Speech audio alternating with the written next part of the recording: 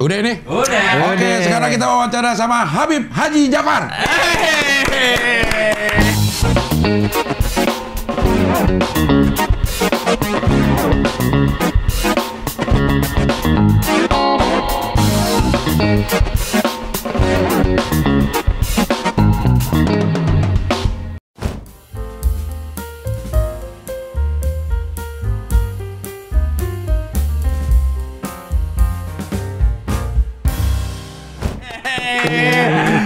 Kemana aja, Bib? Ini yang bikin gue demen kesini, Cing. Kenapa? Itu. Gorengan? Enggak. Apa? Baru sekarang dipanggil Habib Haji.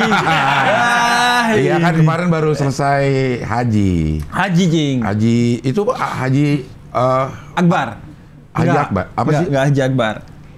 Kalau Haji Akbar tuh Arafahnya Jumat itu Iya, ya? Arafahnya hari Jumat, wukufnya.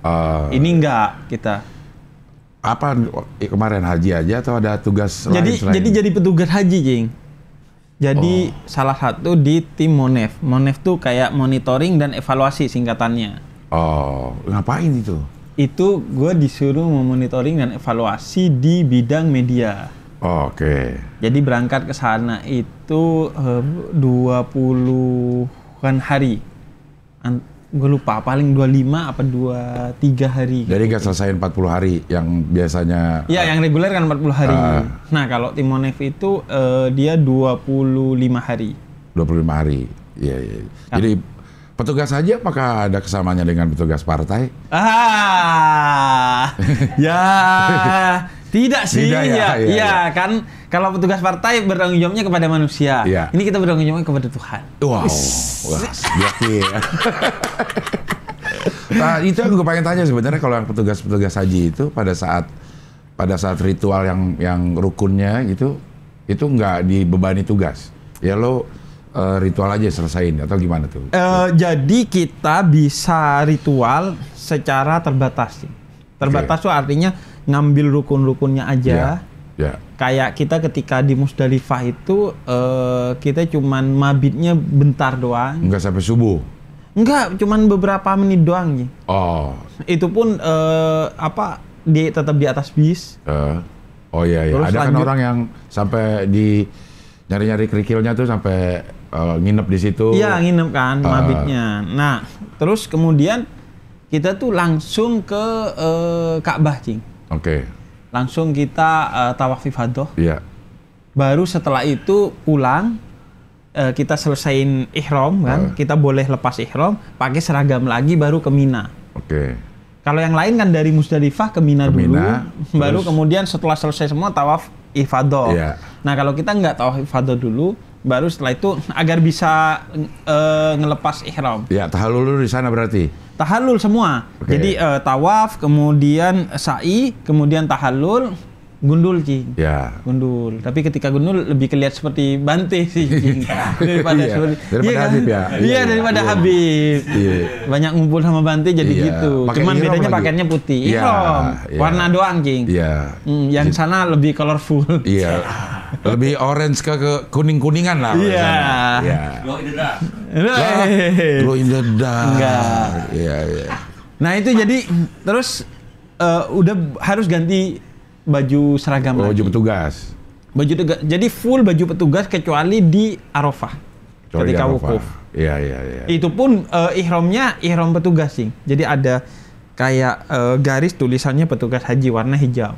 Oh, memang dibedain itu. Dibedain. Jadi Tapi orang pada saat di Arafah udah nggak ada yang dikerjain dong. tetap ada kerjaan, Jing. Tetap ada kerjaan. Jadi di sambil bisa sih ya, kita juga nggak terlalu. Iya. Kalau gua kan ngurusin media, bahkan bikin liputan khusus. Jadi 1 jam ceramah Arafah, kemudian melaporkan apa yang terjadi dan kondisi di Arafah, itu live waktu itu. Dengan BPKH, Badan Pengelola Keuangan Haji. Iya. Dan dengan beberapa media juga, Cing. Itu penting gak sih gituan kalau menurut lo, Jip?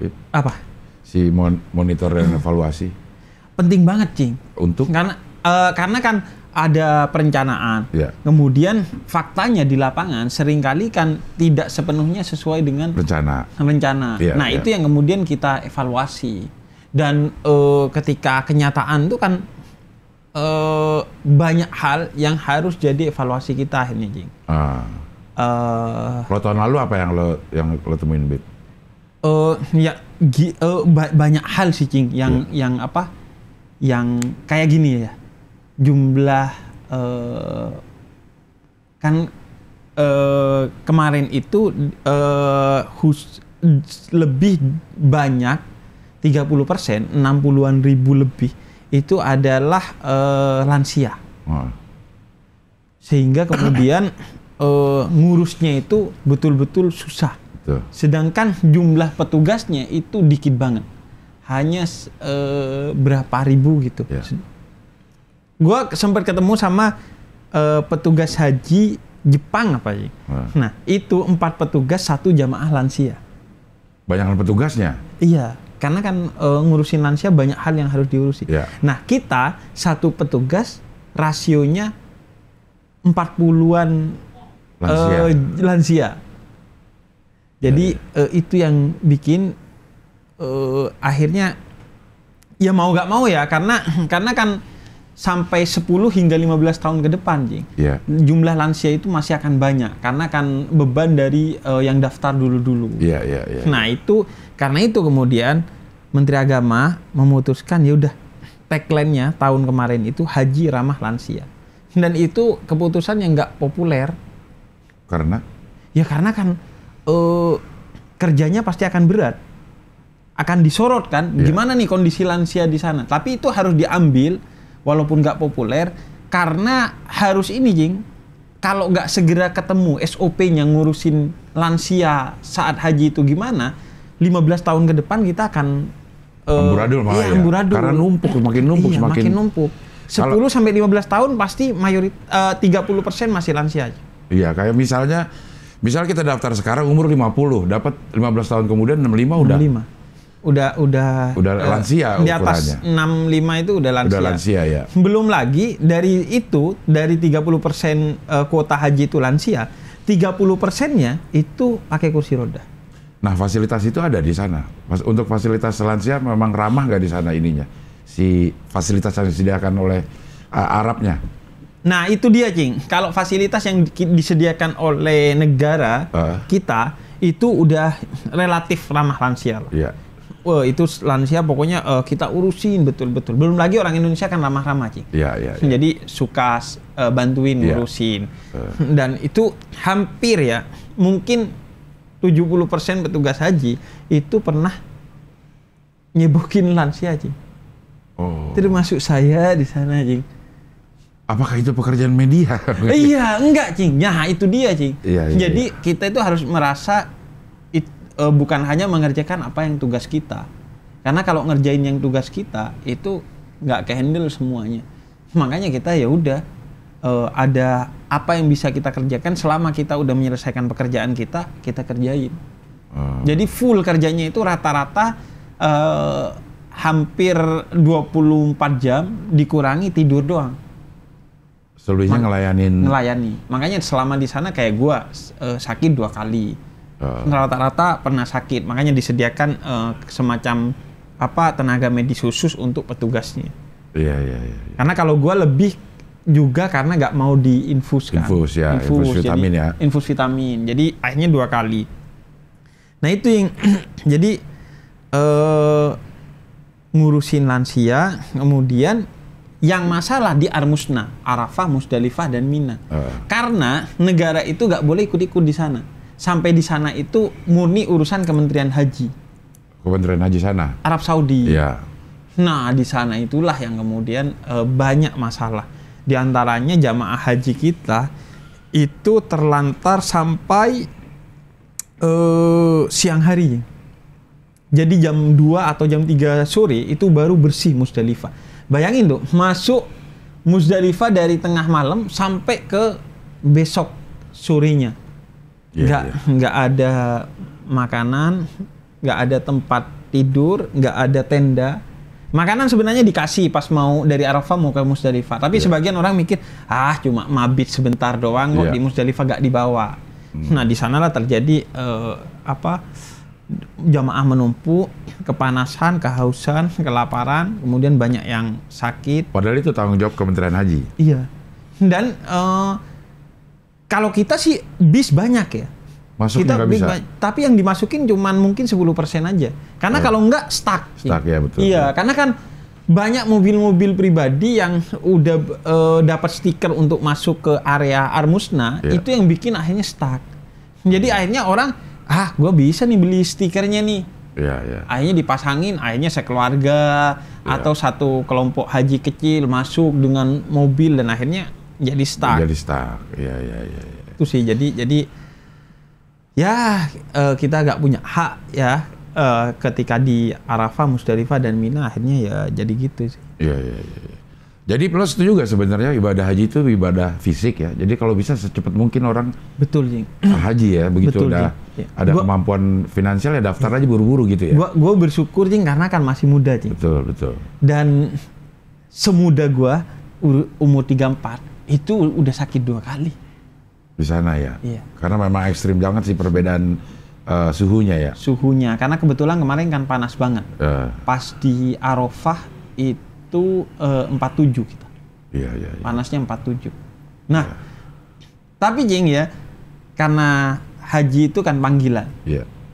Panggilan dari Allah. Yang ingin ditemui oleh Allah pasti akan dipanggil. Yang tidak dipanggil tidak akan ditemui di sana. Iya. Di sana cuman cengengesan doang tuh. Nah, sehingga orang-orang yang tulus itu walaupun udah tua diberikan kekuatan kayaknya Iya. oleh Allah tuh sehingga dia bisa menuntaskan bukan hanya hajinya, umrohnya tuh Umrohnya, ya. rata-rata kan 3 kali, Cing. Iya. Kalau KBIH tuh kelompok haji itu ngasih kesempatan umroh 3 kali. Iya. Di luar haji tamattu, umroh sebelum haji Sebelum itu. haji, ya, ya, ya. Kayak lagi sa'i, kayak kalau di samping kita ada, kayaknya ini nggak emak-emak atau bapak udah nggak mungkin kuat jalan, tapi jadi kuat aja ya. Betul. Padahal jauh itu jalan. Dan jadi ini, Cing, lagi pelajarannya tuh 2 hal. Pertama, jadi mesra nih suami istri biar. Iya, betul. Itu kelihatan di Mina tuh. Iya. Mina tuh kan jalan panjang. Tuh suami istri itu saling membantu, saling berpegangan. Pokoknya kemesraan itu sangat terlihat di orang-orang tua yang umurnya 70-an tahun. Iya. Dan fun fact-nya adalah perempuan ternyata lebih kuat dari laki-laki. Mungkin dia lebih lebih motivasinya kali yang lebih. Jadi pada kuat-kuat emang emak-emak itu ya. Kayaknya emang mereka kuat, Cing. Hah? Iya kan, obat kuat cuma buat laki-laki, Cing. Iya ya, perempuan malah obat perangsang ya. Tidak ada obat kuat, Cing. Karena mereka udah kuat, Cing. Bener. Jadi, gue gak bilang semua, Cing. Tapi semua yang gue lihat, Ya. kalau tumbang itu pasti suaminya. Gue gak bilang semua, tapi semua yang gue temuin, banyak kan, puluhan kan, pasti yang tumbang suaminya. Iya. Tumbang itu dalam artian jatuh, kemudian harus diinfus, harus dikasih vitamin. Iya. Bahkan ada beberapa yang wafat kan di Mina Iya. itu. Jalannya lumayan jauh kalau kita mau jumroh ya, bisa kilometeran itu. Iya. Apalagi kalau Minanya di Mina Jadid, Mina yang baru. Itu bisa puluhan kilo, Cing. Bolak-baliknya ya. Iya. Hari lempar jumroh kedua dan ketiga sih aman, relatif terkendali. Pertama ini, Cing, karena dari Musdalifah langsung lempar jumroh. Iya. Nah, sebagian, ini juga problemnya. Fisiknya ya. Kita bilang kan, dibadalin aja, digantiin. Iya. Kayak gua ngebadalin sehari itu bisa 40 orang. Iya. Jadi 40 orang gua badalin, tapi mereka itu minta tetap lempar jumroh, pengen ngerasain. Karena kata mereka, kalau enggak gue cerita ke anak cucu gimana ntar, ke orang kampung ditanya, lempar jumrohnya gimana, masa dibadalin. Iya. Jadi mereka mau. Dan itu rata-rata di hari pertama dari Musdalifah, sehingga banyak yang ngedrop. Dan banyak yang menduga di area Mina itu ada air, Cing. Padahal kita udah siapin kasih air kan, untuk dikalungin, baik untuk disemprot ke muka ataupun diminum. Nah, mereka minum-minum aja tuh, semprot-semprot aja, masih seperempat perjalanan. Padahal sepanjang Mina itu 6 kilo, itu gak ada air. Jadi cuman sebelum masuk dan setelah keluar. Ya. Nah, itu gila, Cing, banyak yang tumbang. Dari awalnya, Cing, ya, gua ngelihat tumbang tuh heboh. kemudian emosi Iya. ke petugas Mekahnya, Iya. petugas hajinya yang dari Arab Saudi, lu urusin nih sampai udah lebih dari separuh, ya agak terkontrol udah Iya. tahu bahwa ini fenomena sepanjang jalan. Pantesan nih tentara-tentara Saudi ini agak biasa aja gitu, Udah gak sering lebay, lihat. Cing. Iya. Kita kan kalau mereka kan ya proporsional lah. Ya udah pinggirin, lu bikin kerumunan di pinggir, Iya. jangan ganggu jalan. Kemudian lu atasi, lu panggil dokter lu pokoknya gitulah, dia udah tahu SOP-nya. Nah, itu yang kemarin Menteri Agama tuh pas banget. Dia bilang haji ramah lansia agar kemudian bisa terkendali tuh. Ada SOP-nya lah gimana ngurusin lansia, karena bakal 10 tahun ke depan sampai 15 tahun bakal banyak lansia, Jeng. Iya. Dan sebelum haji lo umroh tuh. Umroh terus lo ke Yaman ya? Ke Tarim. Iya. Iya. Ya di Yaman ya itu ya? Iya, itu di Yaman, di Hadromo. Ngapain Bib, di situ Bib? Di Tarim? Itu kan ketemu siapa? Nah, itu kan diajak Habib Jindan. Iya. Habib Jindan ngajak kita untuk ketemu dengan gurunya. Iya. Jadi Habib Jindan itu guru yang bukan hanya intelektual, tapi spiritual bagi gua, Cing. Dan gua baru ngeh kemarin pas hari guru, Cing. Iya. Jadi gua ngepost pengalaman gua selama bertahun-tahun berguru ke Habib Jindan. Itu ternyata kayak ada kurikulumnya yang tidak tertulis. Jadi di mana awalnya gua ketemu Habib Jindan itu salamannya dikocok, Cing. Maksudnya? Ya gini gitu. Oh, oke. Gua kan ya kayak nggak kenal kan. Ya Habib, tapi kan swasta. Iya.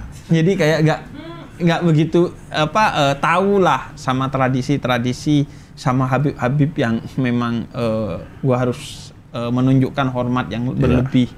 Nah, itu gua dikocok dan Habib Jindan biasa aja, nggak apa-apa, senyum gitu. Sampai akhirnya sekarang itu kalau gua salaman pasti gak sekali cium tangannya, berkali-kali karena ada rasa kehangatan tersendiri dan kayak gak ada puasnya gitu. Nah, itu dibiarin, biar kayak waktu yang ngajarin gua sendiri, bukan hanya Habib Jindan. Nah, terus juga yang kedua, gua dibimbing dalam ibadah juga. Jadi umrohnya itu sama Habib Jindan. Sebelum itu lanjut ke Tarim, lanjut alhamdulillah hajinya bareng Habib Jindan juga, Cing. Tapi nggak petugas dong. Oh, dia bukan petugas Monas. Enggak dong. Bukan. Pembimbing di haji khusus. Oke. Nah, alhamdulillahnya di Arafah ketemu, Cing. Tanpa WhatsAppan. Tapi Telegram. Enggak. SMS. Enggak, weekend. WeChat. Enggak. Iya. Enggak. Jadi balik sih. Jangan kalau itu. Ketemu dah di sana. Ketemu di sono, Cing. Iya. Terus akhirnya sebelum itu pas umroh, sebelum haji ke Tarim. Nah, Habib Jindan itu juga kayak ngebangunin sanad keilmuan, transmisi keilmuan. Iya. Jadi gue itu dibawa ke guru beliau, Habib Umar, untuk minta ijazah dakwah dari Habib Umar. Dibimbing betul-betul, dituntun ketemu Habib Umar. Nah, itu ke Tarim. Nah, menariknya Tarim itu, Jing, sinyal itu cuman ada di satu sofa. Satu tempat duduk ini. Jadi ada sofa panjang tuh, yang kalau geser aja hilang tuh sinyal. Susah sinyal di sana, Jing. Oh. Nah, jadi kita sinyalnya di satu tempat itu yang ada wifi-nya, kecuali pakai nomor sana ya. Nah, kalau nggak pakai nomor sana susah tuh. Nah, orang sana bilangnya, lu kalau mau tersambung dengan sinyal di sini susah, tapi kalau mau tersambung dengan Tuhan itu gampang. Terus langsung kan, anjay, enggak sih. Anjay itu ada langsung jeduk. Iya. Sinyal dunia susah. Susah. Sinyal dunia susah sinyal. Ada banyak hal-hal yang kayak di sana itu penuh anomali, kayak membolak-balikkan pandangan kita. Kayak gini, Ci. Di Amerika itu kan banyak senjata, peredaran senjata itu sangat mudah. Tapi penembakannya juga banyak. Iya. Kalau di Yaman itu lebih mudah dari di Amerika. Jadi orang itu ngemper bukan buah, bukan sayur, peluru di pasar-pasar jualan. Senjata peluru lu mau beli kapan aja bisa. Jadi di sana itu senjata kayak keris bagi orang Jawa.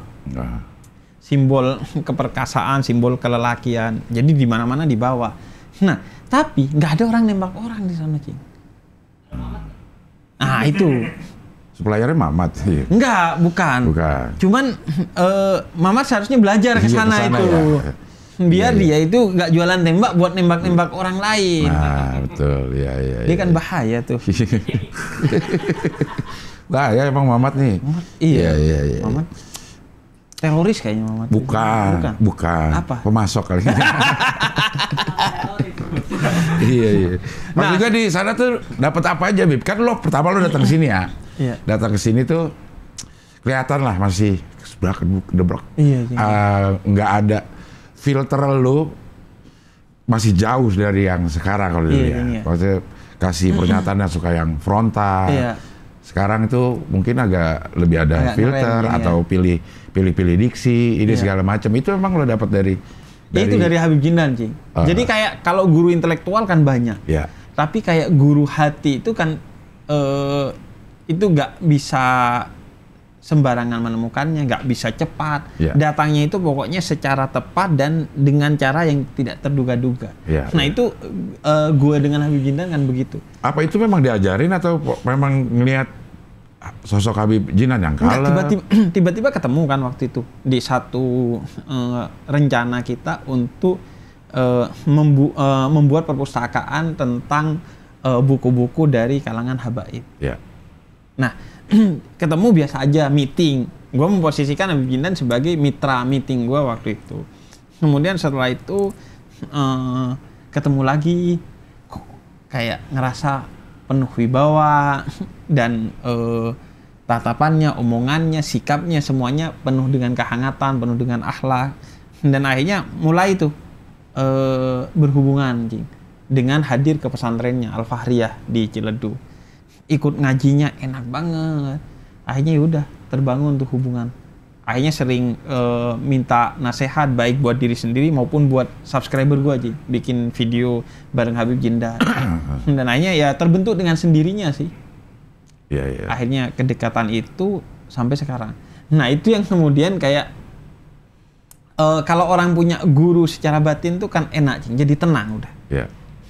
Jadi salahnya aja baik. Dalam artian gini, kalau lu salah, ada guru lu yang akan pertama ngebenerin lu, negor lu. Dan lu gak akan tersinggung karena itu emang guru lu. Juga kalaupun lu salah, paling tidak itu berbasis kepada ilmu yang lu dapetin dari guru lu. Sehingga dapat pahala satu, yaitu pahala ijtihad. Nah, kalau orang nggak punya guru, benernya aja bisa buruk. Ketika bener kemudian merasa paling bener dan sombong gitu. Itu aja sih salah satu yang paling pondasi gitu. Iya. Jadi enak akhirnya. Ya kan intinya batin nih, Cing. Jadi akhirnya ilmu itu betul-betul harus ngeresep jadi kelakuan. Kemudian ketika diomongin lebih bijak lagi dan lebih, yaudah gue tenang deh. Karena gue udah ada pembimbing gue. Jadi kayak berasa ke pasar, tapi sama orang tua atau kakak. Kalau sendiri tuh kan kayak bingung nih. Atau gak bawa kayak, uang juga kan kalau sendiri. Kalau kakak kan sama mama ada uangnya. Nah itu dia. Iya. Nah sama kayak kita ke luar negeri pakai ini yang pakai travel. Jadi kayak udah tenang lah, kita ngikut aja lah. Tapi kalau sendirian kan. Tapi ada nggak proses belajar benar-benar apa secara formal? Habib Jindan ngajarin nih begini atau memang enggak? Kalau secara formal kalau setiap jangka waktu tertentu enggak. Tapi kan dengan ikut pengajiannya di malam Jumat, kemudian nasihat-nasihatnya secara langsung itu yang ngebimbing. Dan kalau hubungan kita antara murid dan guru itu udah batin, ya, kayak guru itu tahu apa yang harus disampaikan kepada muridnya, dan murid itu kayak sudah terpanggil kapan dia harus menemui gurunya gitu. Kayak apa yang terjadi di Arafah itu. Jadi kayak ketika gue ketemu Habib Jindan nih, misalnya, beliau itu ngomong hal secara umum aja, tapi di penafsiran gue, wah, ini nih nasihat yang harus gue pegang nih. Oh, gue lagi ditegur soal ini nih. Padahal beliau mungkin ngomongnya secara umum aja. Dan itu yang juga diceritakan Habib Jindan tentang gurunya Habib Umar. Jadi Habib Umar itu kalau ceramah kayak semua muridnya itu merasa merasa ditegur gitu ya. Merasa ditegur. Iya. Jadi kayak ini kata Sayyidina Ali bin Abi Thalib tuh, Quran itu setiap lu baca, setiap itu juga lu akan dapat teguran baru. Entah itu bentuknya nasihat, entah itu bentuknya kritik, entah itu bentuknya pelajaran, selalu tuh. Besok baca ayat yang sama dengan ilmu lu yang bertambah, dapat lagi tuh. Insight baru Insight baru. Iya. Sama dengan guru juga gitu, ketika kita ketemu ya dapat hal yang seolah-olah nggak mesti teguran ya, bisa jadi nasihat, bisa jadi tambahan pelajaran dan lain sebagainya. Pokoknya selalu ada. Dan itu kayak setiap orang berbeda-beda sesuai dengan wadahnya sendiri-sendiri. Iya. Nah berarti lu juga memang baru-baru ini nyemplung di komunitas Habib. Iya sih, yang kemudian akhirnya masuk banget tuh baru-baru ini, Cik. Kalau dulu kan ya itu swasta, Cik. Iya. Kayak nggak yang bener-bener ngaji, nggak yang bener-bener tahu lah semua dunia tentang Habib. Sekarang udah jauh sih lebih. Apa yang bikin beda dulu? Dulu kenapa nggak kepengen? Atau nggak ada kesempatan atau gimana? Atau dulu kan tradisinya lebih ke tradisi intelektual, bukan spiritual. Iya, itu maksudnya. Lebih ke kuliah akademik, kemudian filsafat, kemudian melihat segala sesuatu secara rasional. Iya. Nah, sekarang tuh kayak dapat perspektif baru. Nggak tabrakan sama yang pernah lo jalanin sebelumnya gitu, yang sangat rasional, harus logis melihat sesuatu, menjelaskan juga secara logika.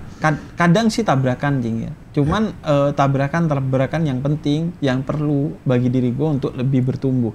Sehingga rasionalitasnya itu rasionalitas yang memang membangun, dan spiritualitasnya juga spiritualitas yang membangun. Karena gini, Jing, rasionalitas kalau nggak dibimbing oleh hati, akhirnya tuh bisa kemana-mana tuh.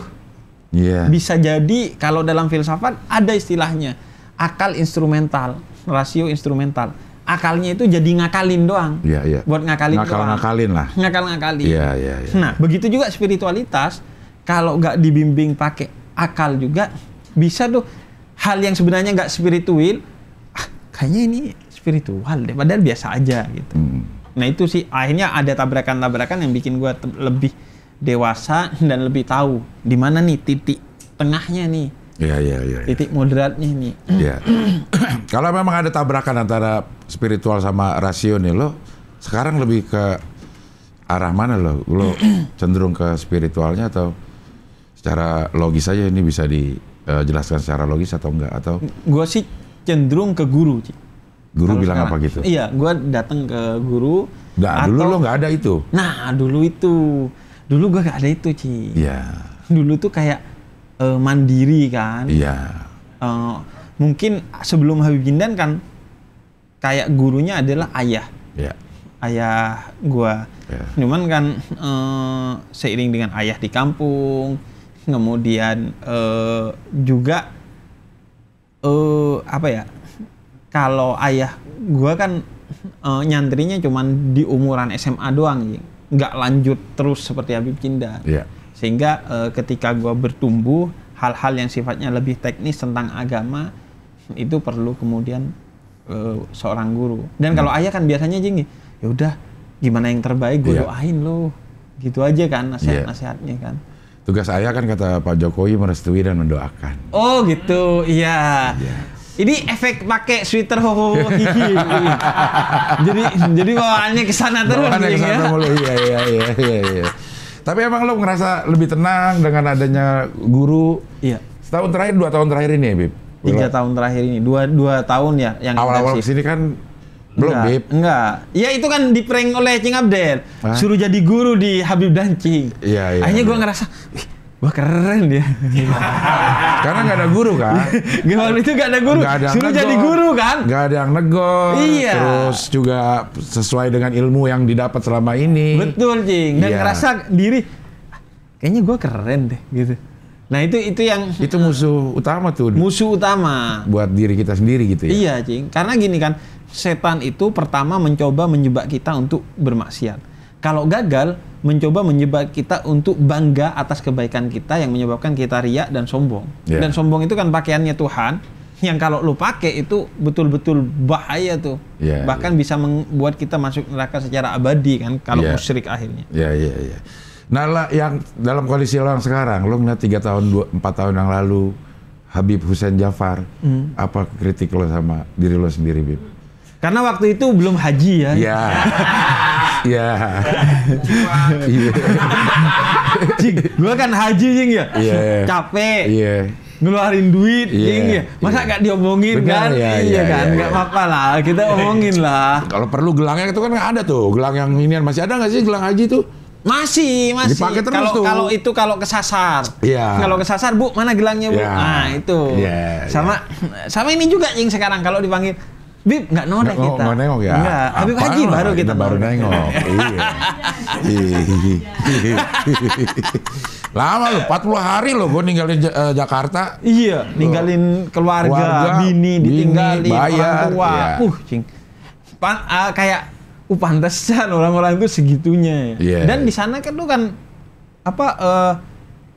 kalau yang lansia itu banyak yang demensia sampai Jing. Iya. Karena udah kangen kan. Iya, banyak ya, umur aja juga banyak ya yang orang-orang tua. Iya. Nah, bedanya sih Jing, kalau dulu itu yang gua kritik ya ketika nggak punya guru, maka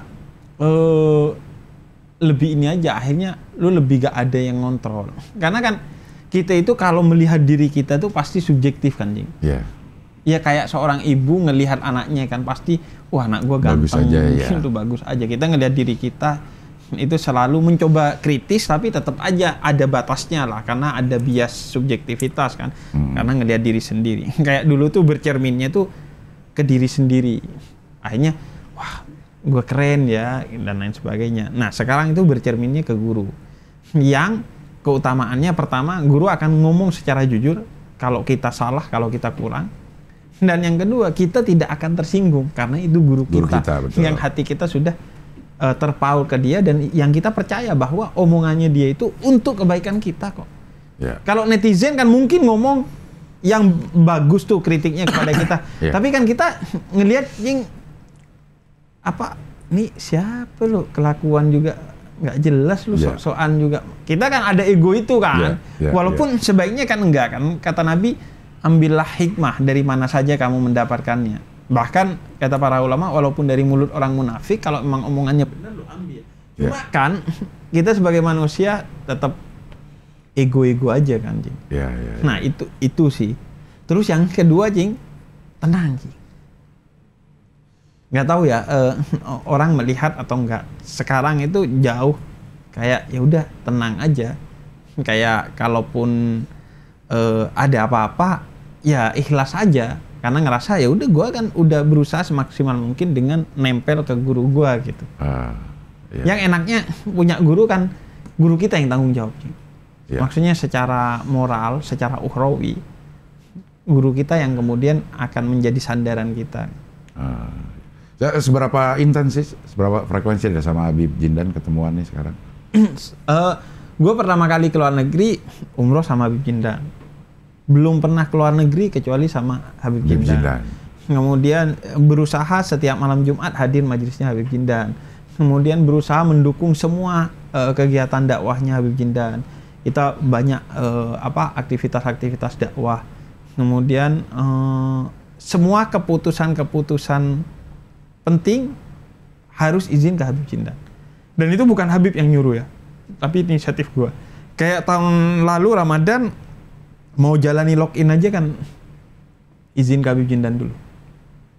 Mau ngapa-ngapain sekarang yang dianggap penting atau gue ragu atau gue gak tenang, itu nanya dulu ke beliau.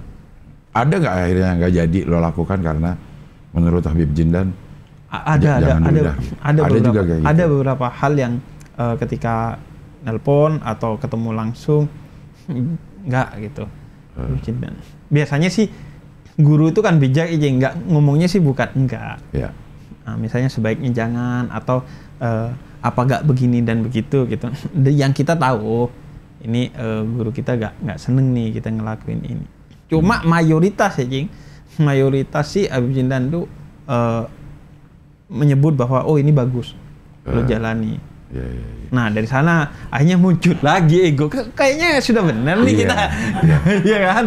Bolak-balik di situ aja. Iya, bolak-balik. Makanya doa kita kan ya muqallibal qulub sabit qalbi ala dinik. Wahai yang membolak-balikkan hati kita, tolong tetapkan hati kita itu dalam kebaikan, agamamu, ketaatan kepadamu gitu. Karena kan setan kan gitu Jing, ganggu terus aja. Ya manajemennya ada juga dia, manajemen setan ya. Makanya itu dia. Jadi akhirnya kita jadi apa? Jadi nggak tenang gitu. Sama kayak gini lah Cing. Ada masa kan gua ketika popularitas itu naik banget Cing. Kayak ini istidraj apa enggak ya? Kayaknya waktu lo iya sih. Gitu ya. Ya, kalau saya istidraj apalagi Cing Abden ya. Yang udah puluhan tahun. Iya. Itu kepikiran ya. Kepikiran. Karena memang kan kita kalau mau ngelawan ya kata teori-teori perang kuno lah gitu. Kalau kita mau menang di satu perang, kita harus kenalin diri kita sendiri. Betul. Kenalin musuhnya juga, kenalin medan pertempurannya juga. Jadi memang kita harus tahu setan itu kerjanya gimana supaya kita nggak masuk ke dalam situ ya, Bib. Betul, Jing. Iya. Makanya waktu itu tuh kayak ini istidraj nggak ya? Dan manajemennya kan manajemen sendiri, Jing. Iya. Dengan gua dulu itu sampai sekarang gua nggak punya manajer. Agar gue tetap bisa menjalani peran gue sebagai pendakwah dengan bertemu dengan siapa saja yang menurut gue perlu gue hadir untuk gue berdakwah, mau di ganggang, mau di musola, karena kalau pakai manajemen kan mindsetnya duit Cing ya. Siapa yang bayar lebih mahal itu yang kemudian kita datengin kan. Kalau ini makanya gue menghindari dengan nggak pakai manajemen. Tapi betapapun itu kan skema yang gue buat sendiri, yang oke, mungkin 70-80%, tapi kalau pengen jauh lebih sempurna, memang harus ada orang yang ngerti bukan hanya luarannya saja sih, ngerti dalamannya. Yang kayak semacam istiharohnya kita terus, Cing. Jadi terjaga terus lah ya. Kita yakin terjaga terus lah. Dan kayak apapun yang terjadi jadi ikhlas sekarang, Cing. Terus sejak kapan Bib kayak begitu Bib, ngerasa gitu Bib? Yang intens banget itu sejak pergi ke Tarim itu. Apa sih yang dimaksudnya? Apa yang menyebabkan klik jadi hati lo jadi tergetar lah dengan Gini, itu Cing, gitu. Kita tuh ya Cing, kalau makin deket ke orang kan biasanya makin tahu keburukannya. Nah ini makin deket, makin tahu kebaikannya. Kita kan biasanya makin deket, ternyata. Lo makan, di kamera doang lo kayak begitu. Iya kan. Iya. Nah ini enggak, ketika makin deket makin terpesona gitu. Terpesona. Iya. Jadi itu aja yang ini Cing, yang akhirnya bikin kita yakin. Dan itu semua tidak bisa dijelaskan secara utuh sama gua karena itu suasana spiritual bukan rasional. Iya. Jadi sekarang banyak merasakan itu ya. Bukan gejala lah, apa ya? Hal-hal yang kayaknya susah untuk dijelasin dengan kata-kata kalau orang itu juga nggak pernah merasakannya gitu. Tapi gua tetap berusaha menjelaskannya secara kata-kata dan rasional karena kan perlu. Kata Habib Jindan, lu nih bisa melakukan itu. Lu tuh kayak gampangnya public speakingnya bagus tuh. Jadi lu sampein deh apa yang lu rasain tuh sebisa mungkin. Iya. Kadang kan cerita-cerita spiritual itu kalau kita ceritain bisa sih kita nyeritain, tapi kadang-kadang ada perasaan, aduh orang percaya nggak ya? Kayak gini aja Cing, yang kita ceritain itu kan gejalanya. Kayak Tuhan itu nggak mungkin kita ceritain zatnya. Yang kita ceritain gejalanya. Tuhan juga bilang begitu, jangan bertanya tentang zatku, tapi tentang ciptaanku. Pikirin aja, nanti lo bakal tahu bahwa ini semua nggak mungkin kalau tidak ada penciptanya. Nah gue gitu Cing, kayak kopi nih. Gak mungkin gue ngejelasin kopi itu gimana kecuali Rasanya, dia minum langsung. Ya. Tapi paling tidak 70% gue bisa kasih tahu. Kopi itu ada apanya ya coba? Dicoba dulu. Apa? Ada pahitnya, Masa sih? ada manisnya, Coba. Cing. Iya benar. Iya kan? Iya, Jing, itu dia. Iya. Nah, itu yang tugas gue sekarang kayak bikin orang penasaran aja kepada apa yang menjadi spiritualitas itu, agar kemudian orang tertarik untuk menjalaninya. Iya. Nah, itu juga, Jing, yang kayak gue kan 5 tahun nih, Cing, di apa Dunia di kayak YouTube, gini di sekarang, dunia ya. seperti ini. Seharusnya kan kalau niat gue, Cing, ya, setelah 5 tahun itu bikin pengajian yang rutin setiap pekan di satu tempat. Nah, karena kan kayak ketersesatan pendengar gue nih udah selesai nih 5 tahun. Nah, mereka sekarang bukan butuh selesai dari ketersesatan, tapi fase baru yaitu mulai ngaji untuk mendapatkan pencerahan. Nah, gue kan masih belum siap untuk itu. Karena pesan dari orang tua, ayah bilang, lu kalau mau buka pengajian tiap pekan, pokoknya nggak pernah boleh absen. Ya. Jadi berarti lu nggak pernah boleh ada di luar kota, luar negeri selama lebih dari seminggu. Dan itu berat. Ya. Nah, akhirnya gue kayak nempelin itu ke Habib Jindan. Tiap ada orang, oh, Bib, kita mau ngaji di mana ya? Di Habib Jindan. Malam Jumat di Al-Fahriyah, Ciledug. Akhirnya punya. Gue juga sering ke sana. Iya. Jadi akhirnya punya itu aja. Iya. Kalau gue lihat dari konten-konten lo dulu gitu, Bib, ya, kayak yang pemuda tersesat ya, lo gitu. Kayaknya dakwah lo adalah pertama adalah memaklumi ketersesatannya. Iya. Belum mengajak yang tersesat untuk jadi tercerahkan Iya, gitu. Jadi mungkin itu pintu masuk yang bagus gitu ya. Iya. Pak, orang untuk memahami dulu kenapa orang ini bisa jadi tersesat, supaya orangnya juga merasa di kubu yang sama gitu. Betul. Nah, maksudnya sekarang kan juga lo juga udah tambah secara spiritual juga udah tambah gitu. Seperti ngerasa bahwa sekarang udah waktunya nih ngajak si pemuda tersesat ini untuk ke pencerahan yang benar. Nah, di konten-konten lo apa yang lo lakukan sekarang, Bib? Sekarang sih lebih ke apa?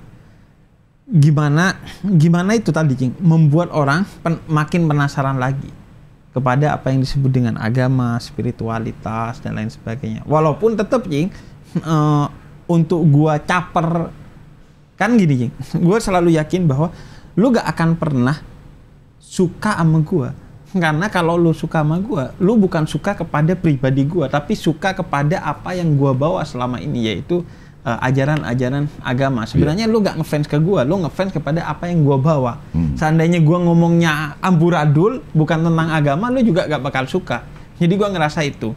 Nah, karena itu sering kali gua tuh, Cing, kayak ngerasa selain ngajak orang tercerahkan, juga men-trigger orang untuk merhatiin gua.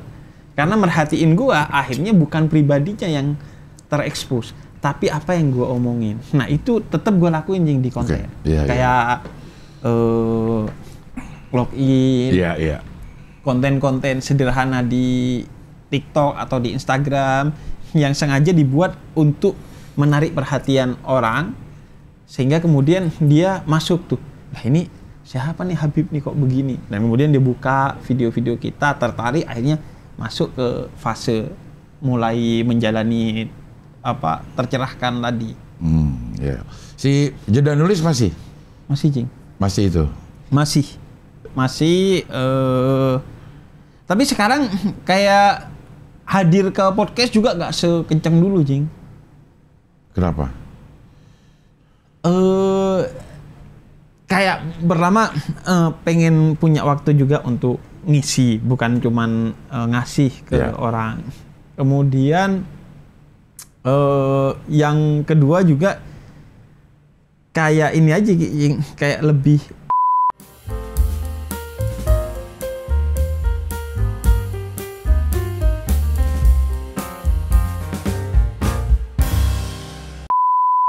harus membagi waktu untuk hal-hal yang juga harus gua urusin. Iya. Dan yang ketiga, ketika datang ke podcast itu podcast yang memang menurut gua pas untuk gua menyampaikan sesuatu dan memang ada yang mau gua bawa ke tempat itu. Wah, ini nasihat bagus buat para caleg sebenarnya. Kalau di poster nggak usah pakai gambar siapa ya, gambar dia sendiri aja ya. Kalau itu kan bisa jadi kewajiban, Ji. Iya kan? Ya, disuruh ya. Iya. Pasang poster foto gua juga dong. Iya, biasanya Jing ya hierarkinya. Kalau caleg DPRD harus masang caleg DPR RI. Iya. Atau caleg DPRD provinsi kalau dia di kota. Ya. Kemudian calon presiden, kemudian ketua umumnya. Iya, itu disuruh ya. Kata temen gue sih begitu sih, katanya begitu Cing. Dan foto si caleg ini nggak boleh lebih gede dari yang di atasnya. Iya, itu malah disuruh ya. Katanya sih begitu ya, saya nggak tahu. Iya. Tapi Cing, sekarang Cing ya, kayak privilege itu kalau lu bisa nongkrong tanpa ngomongin politik. Iya. Susah sih. Susah sekarang. Susah, Cing. Susah. Maksudnya kita nongkrong nih, Cing ya, 2 jam. Bisa nggak ngomongin politik? Kayak itu susah loh, Cing. Hari-hari ini ya? Iya, hari-hari ini. Padahal, ya? lu apaan sih gitu? Kayak, emang lu ngerti gitu politik gitu? Itu yang pertama. Kemudian yang kedua, kalau gue ya, Cing, karena nasihat dari Habib Umar bin Hafid yang disampaikan Habib Jindan kepada seluruh orang-orang yang berpegang di jalan dakwah ini, jangan pernah ngajak orang ke capres, caleg, ataupun partai. Tapi karena perintah dalam Al-Quran ngajak ke Allah. Kalau ngajak ke Allah, siapa aja yang bergerak ke Allah, maka otomatis dia akan terdukung dengan sendirinya. Makanya ud'u ila sabili rabbika bil hikmah wal mau'izatil hasanah. Ajak kepada jalan Tuhanmu, bukan jalan partaimu, bukan jalan calegmu, bukan jalan capresmu. Makanya kita itu bukan tidak berpolitik, tapi politiknya bukan elektoral, bukan politik pemilu, tapi politik kebangsaan. Yeah. Gimana ngejaga nih orang yang saling berkompetisi agar tetap rukun. Bagaimana setelah pemilu rekonsiliasinya berjalan dengan baik. Itu aja. Karena kan di Quran juga begitu. Jangan semua orang tuh pergi ke medan perang. Harus ada orang-orang yang tetap menjaga ilmu pengetahuan. Gitu. Nah sekarang itu apalagi anak muda, apalagi influencer, itu privilege sih kalau dia bisa tetap netral dan tetap berpikiran gimana agar politik ini tidak menyebabkan polarisasi hingga konflik seperti yang sering terjadi kan. Ya. Karena kan gitu tuh secara duniawi rugi ya, Cing. Ya. Sekarang kan anak muda, apalagi influencer, itu kan lagi laku-lakunya kan. Betul. Kita harus akui itu kan, kalau dia mau. Nah, kalau dia nggak mau, tentu dia secara finansial rugi. Tapi kan dunia itu tempat meninggal, bukan tempat tinggal. Anjay. Semakin anjay. Dunia itu nggak dijing, maksud gua tetap sih harus ada influencer-influencer, anak muda yang memilih untuk tidak ke medan perang politik itu. Ke pesta demokrasi itu. Tapi mikirin gimana nih agar tetap tongkrongan asik, agar tetap persatuan terjaga, agar setelah pemilu nggak sentimen, nggak konflik, nggak saling nggak sapa gitu. Nah, menurut Habib Jindan lo harus ada di posisi itu. Iya.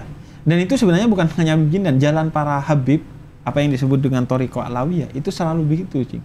Habib itu selalu berupaya bukan tidak berpolitik, tapi beyond politik, melampaui politik. Karena politik itu kan hanya salah satu perantara aja.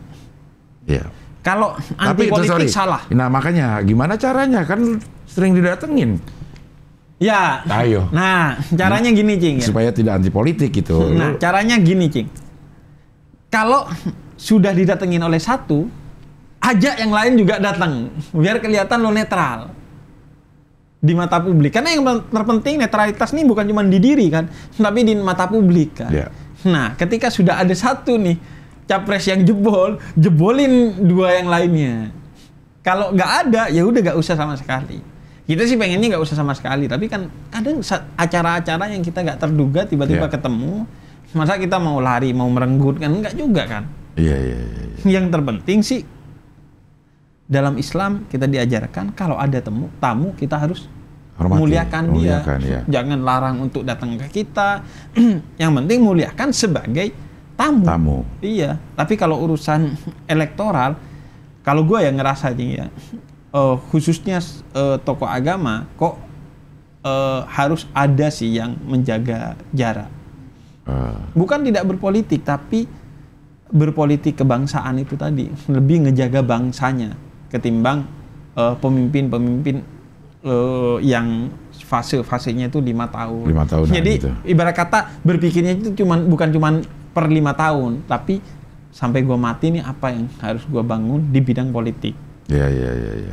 Tapi kan orang-orang datangnya itu ya per 5 tahunan. Maksudnya begitu udah secara elektoral dia kelar juga kayaknya peran-peran ulama untuk dijadikan sandaran, dijadikan minta nasihat yang kita lihat ya gitu ya. Itu mungkin di Wakanda, Cing ya. Kalau di Indonesia kan nggak gitu, Cing.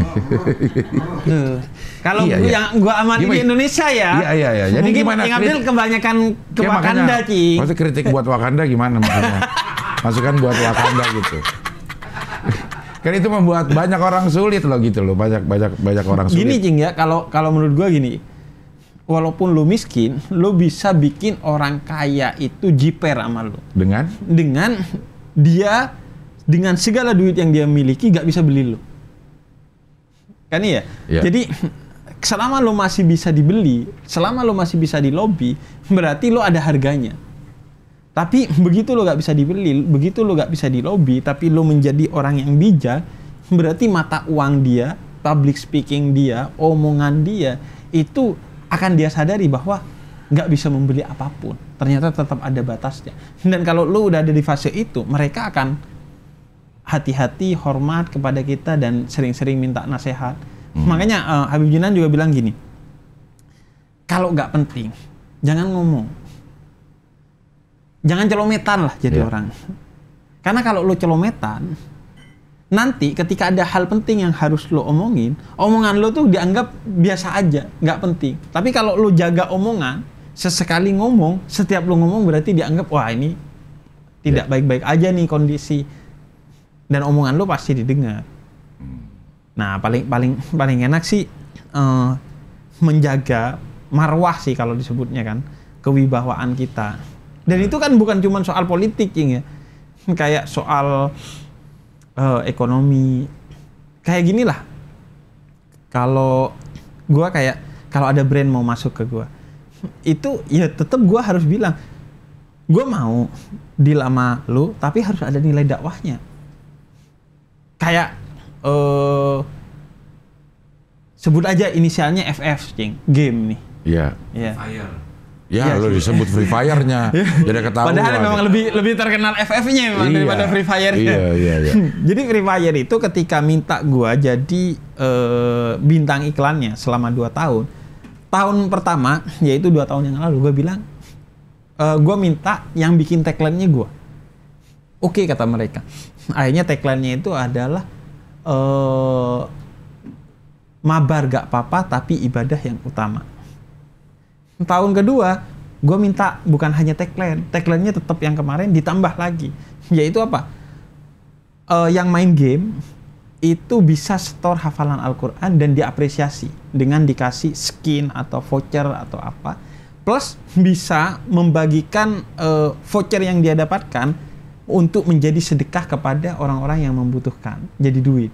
Nah itu akhirnya jadi program. Nah sama aja kan, bukan cuma politik, hingga brand juga kita bisa, kalau kita memang memposisikan, gue pendakwah ya, gue bukan artis, bukan konten kreator aja, bukan influencer, tapi posisi utama gue adalah pendakwah, sehingga ketika ada brand-brand masuk itu, gue selalu mencoba konsisten untuk tetap ada dakwahnya. Jadi tetap ya ngiklan iyalah, tapi tetap ada dakwahnya. Nilai-nilai dakwahnya. Misalnya, Cing ya, mari kita coba dengan kopi ini, Cing, misalnya.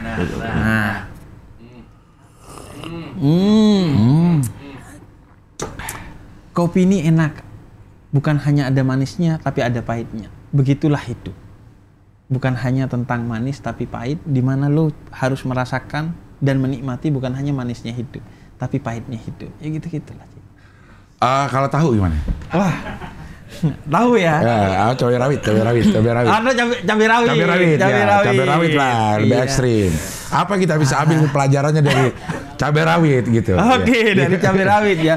Yo masa Wah, konten kreator 5 tahun loh, Cing. Gak bisa ngeliat cabai begini sih. Bikin tagline buat FF aja bisa. Iya. Masa cabai rawit gak bisa? Masa cabai rawit gak bisa? Iya. Gila kali. Harus ada nilai-nilai dakwah dari setiap gigitan.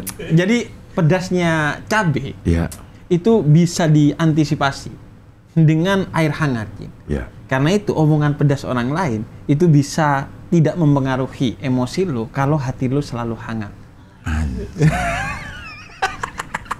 Gigit dulu bisa. Iya. Gigit dulu ada gimmicknya. Gue sebenarnya pengen bilang tahu ini bisa ada lucunya. Apa? Cuman itu kan saya tidak enak, ini senioritas soalnya kan. Saya menguji komedian tapi senior ini. Iya. Bib berubah banget Bib lo Bib dari cara berubah, ngomong, dari aura yang keluar. Aman juga bilang Habib berubah nih sekarang nih. Iya. Alhamdulillah, Cing. Positif tapi berubah. Positif lah. Oh iya. Dari pancaran muka juga beda jauh ya. Mudah-mudahan istiqomahnya meningkat gitu. Tapi emang yang ini Cing, yang apa? Gue kesini pakai sarung karena gue ngerasa kayak nggak kemana-mana kesini Cing. Feel like home. Serius, gila kita pernah di Amanah Islam dulu Cing, ya. Net TV. Net TV kan, acara apa dakwah tapi yang kekinian, yang kasual. Kemudian Habib Danci. Nyanyi-nyanyi di sini. Iya, nyanyi-nyanyi. Sebelum gua nyanyi-nyanyi, lo duluan di sini Bib, daripada Net TV. Apa? Duluan di sini, lu duluan di sini. Iya, gua di sini kan. Terus dapat Net TV. Dapat Net TV ngelihat karena kita oke lah kan. Kayaknya Amanah Islam. Terus nyanyi-nyanyi Cing. Pas pandemi itu. Betul. Dan itu asik sekali. Apa yang bisa diselipkan di dakwah? Di nyanyi-nyanyi itu.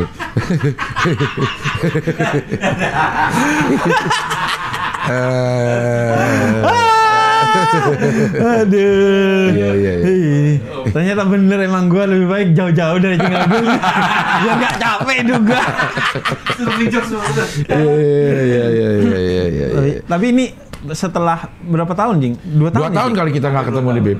Nggak ketemu Cing ya? 2 tahun nggak ketemu kali Bib. Gitu ya. Terus dulu banyak banget Cing kita ininya. Iya. Gue hampir kayak tiap minggu kesini, sering seminggu 2 kali, 3 kali kesini. Betul. Abis itu kesibukan yang nggak bisa kompromi lagi loh. Iya.